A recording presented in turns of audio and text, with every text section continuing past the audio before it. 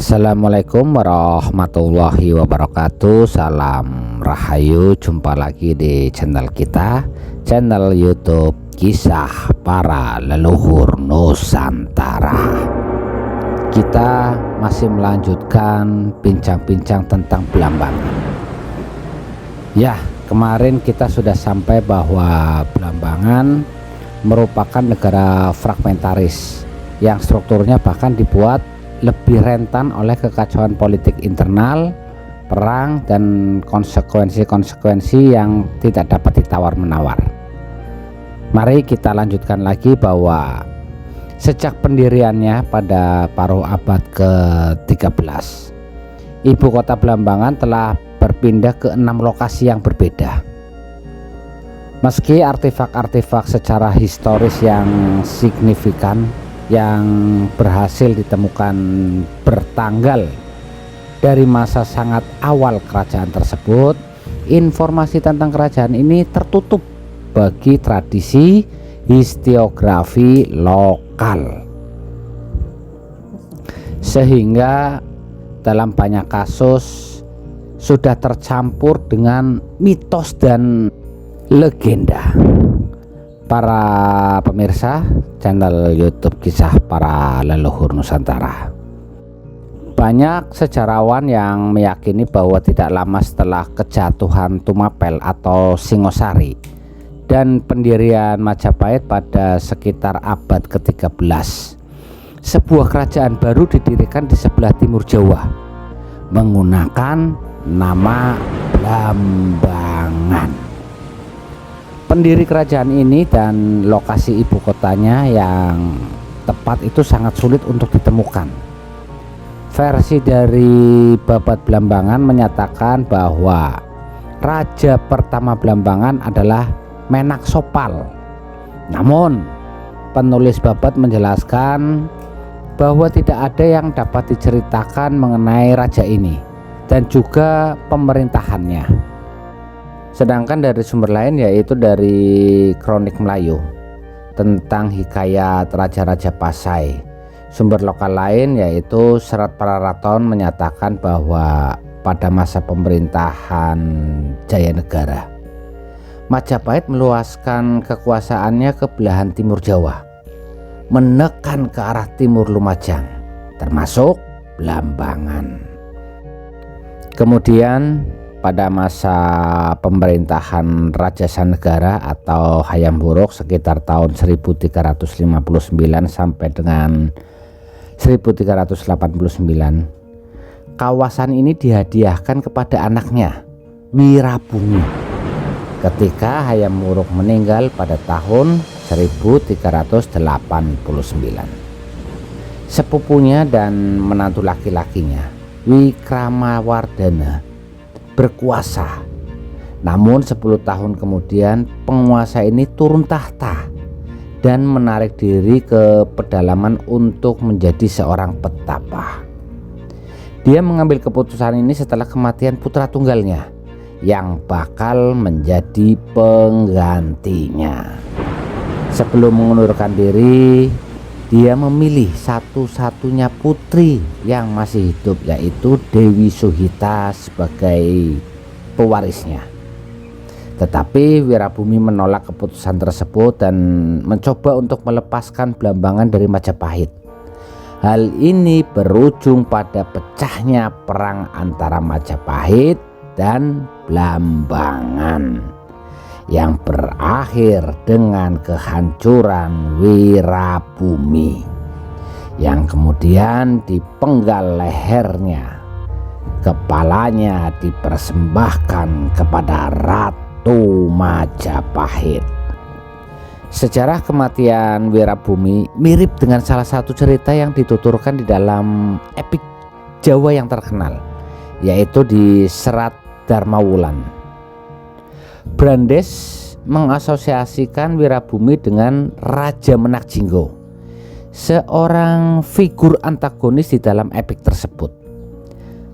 Garis yang diambil dalam cerita ini adalah bahwa Menak Jinggo, Raja Belambangan, tidak mengakui kedaulatan Majapahit dan ingin menikahi Ratu Majapahit. Kencana Wungu atau Dewi Suhita. Sang ratu menolak lamaran Menak Jinggo dan mengirim Damar Wulan ke Blambangan untuk membunuhnya. Pada saat perang terjadi, Menak Jinggo terbunuh dan kepalanya pun dipersembahkan kepada sang ratu. Nah, sebagai imbalannya, sang ratu menikahi Damar Wulan dan mengangkatnya ke singgasana. Penulis Babad Blambangan juga menempatkan cerita Menak Jinggo pada plot utama sejarah Blambangan. Menurut babad ini, setelah penaklukan, Raja Brawijaya menganugerahkan Blambangan pada Ajar Guntur Geni, yaitu seorang petapa dari Tengger yang dengan gagah berani mengusir musuh dari Majapahit. Petapa ini juga dianugerahi nama baru, yaitu Pamengger. Akan tetapi Pamengger tidak memiliki anak yang dapat menggantikannya. Yang dia miliki hanyalah seekor anjing. Dia mengubah anjingnya tersebut menjadi sesosok manusia, namun tidak sempurna. Kepala sosok manusia itu masih berbentuk anjing. Maka dia menamai makhluk ciptaannya ini sebagai Menak Jinggo dan menaikkannya ke singgasana. Dari titik ini kita berlanjut seperti yang telah disebutkan dalam ebek di atas. Sekali lagi, Menak Jinggo dilengserkan oleh Dharma Wulan. Wirabumi, Pamengger, dan Menak Jinggo, semua tokoh ini barangkali merujuk pada satu figur yang sama.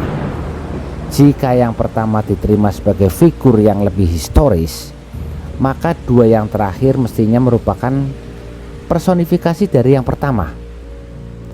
Patung yang disebutkan oleh Fetch barangkali adalah patung Wirabumi. Siapapun yang menulis epik Dharma Wulan, maka pastilah dia dipenuhi dengan gairah tentang kejayaan Majapahit. Menak Jinggo dianggap sebagai bukan manusia dan diasosiasikan tidak berbeda dengan anjing. Barangkali penulis Babad Blambangan menolak untuk mengakui sosok penuh tanda tanya semacam itu sebagai Wirabumi ke dalam pohon keluarga Blambangan.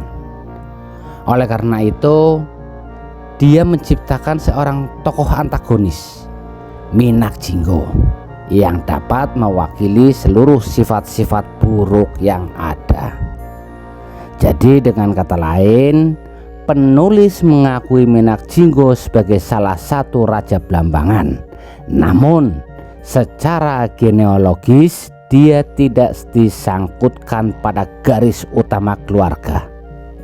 Barangkali ini merupakan sebuah upaya untuk menghapus noda politik pada dinasti penguasa Blambangan. Kronik Jawa yang terkenal yaitu Serat Praraton tidak memberi banyak petunjuk mengenai nasib Blambangan.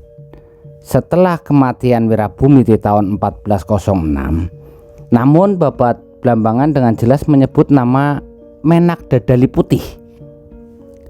Babad ini menyebutkan bahwa setelah kematian Menak Jinggo, Raja Majapahit Brawijaya menunjuk Menak Dadali Putih, anak dari Menak Jinggo, sebagai penguasa baru di Blambangan.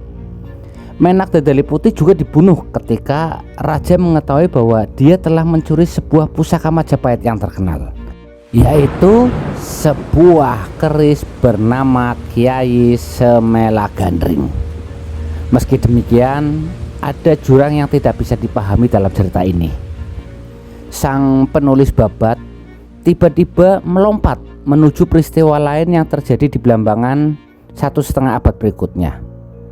Kronik Blambangan lain, Babad Sembar, menghadirkan sebuah versi yang sangat berbeda mengenai dinasti penguasa Blambangan.